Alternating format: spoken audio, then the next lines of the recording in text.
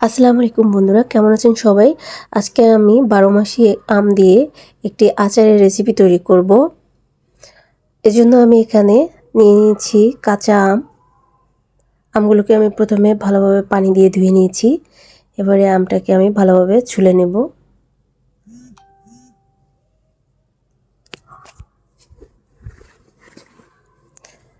আর আমার এই আজকের ভিডিওটি যদি আপনাদের ভালো লেগে থাকে তাহলে অবশ্যই লাইক, কমেন্ট, শেয়ার করে দিবেন এবং আমার ইউটিউব চ্যানেলটি সাবস্ক্রাইব করতে ভুলবেন না।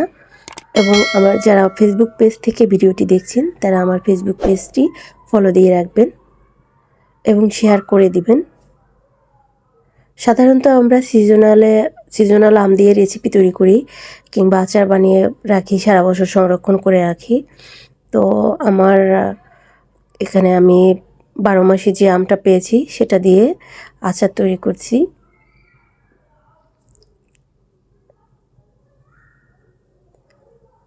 আমগুলোকে আমি ছুলে নেওয়ার পরে ভালোভাবে পরিষ্কার করে ধুয়ে নিয়েছি।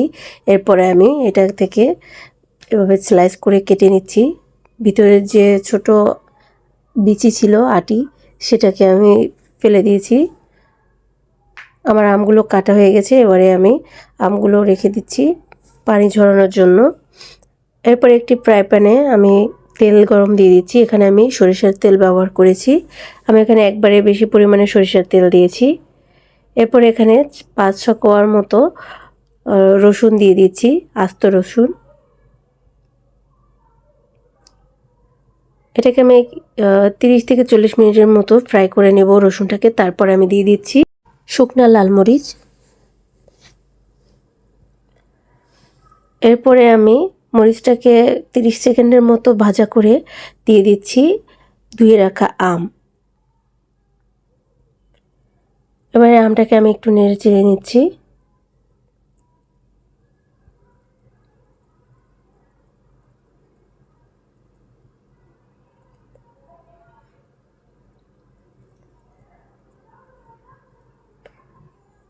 মিডিয়াম আছে আমি আচারটি তৈরি করে নেব।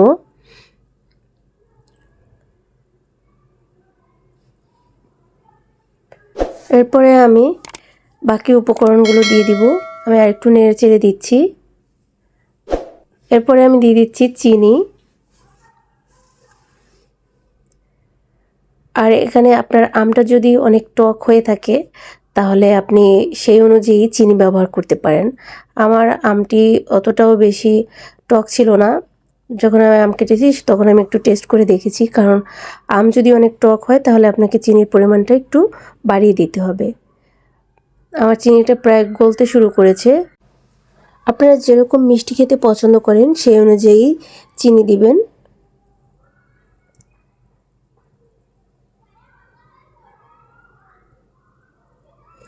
এরপরে আমি দিয়ে দিচ্ছি সামান্য পরিমাণে হলুদ গুঁড়া। একটু কালারের সৌন্দর্যের জন্য আমি এখানে হলুদ গুঁড়া ব্যবহার করেছি, আপনারা না চাইলে স্কিপ করতে পারেন। এরপরে আমি দিয়ে দিচ্ছি লাল মরিচের গুঁড়ো।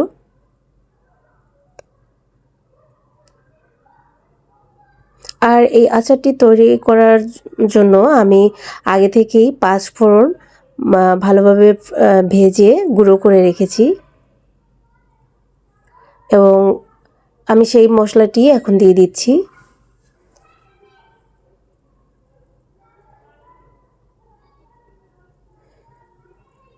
পাঁচফোড়ন দেওয়ার পরে ভালোভাবে নেড়েচেড়ে দিব।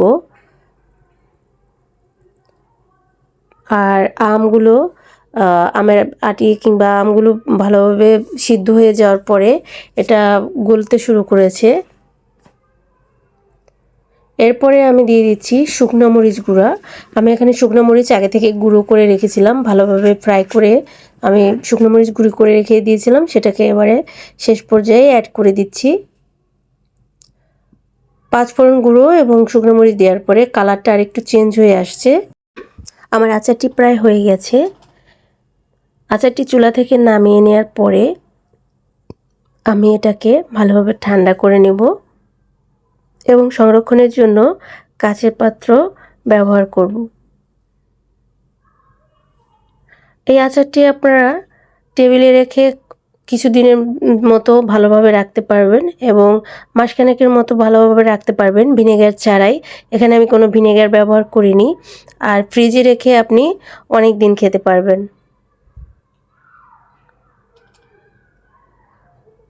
আমার আচারটি হয়ে আসছে, এবারে আমি এটাকে নামিয়ে নিচ্ছি।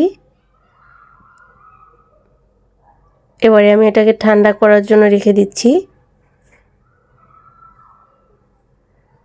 আচারটি ঠান্ডা হয়ে এলে আমি একটি কাচের পাত্রে এটিকে সংরক্ষণ করব। আজকের মতো এখানে বিদায় নিচ্ছি। ভালো থাকবেন সবাই। আল্লাহ হাফেজ।